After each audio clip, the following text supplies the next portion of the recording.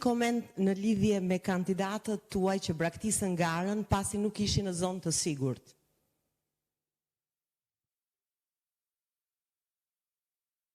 Do më thënë, një pjesë nuk është të vërtet se kanë braktisur se nuk janë zonë sigurt Anisa. Një pjesë e tyre më përpara kanë bërë të ditur se nuk do të aplikojnë, nuk do hynë në garë.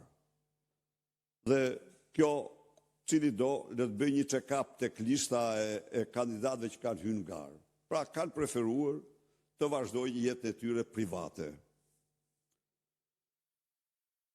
Në tërësi, deputetët kanë pranuar verdiktin e listës. Tani nuk po flas për ndonjë që nuk e pranoi verdiktin, po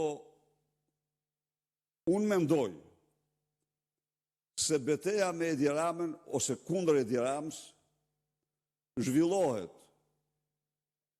jo nga opozitat e opozitës, se ato janë vetëm për të ndihmuar Edi Ramën, po ajo zhvillohet në gjirin e aleancë më të fuqishme që ka njohur Shqipëria, aleancë për Shqipërinë madhështore.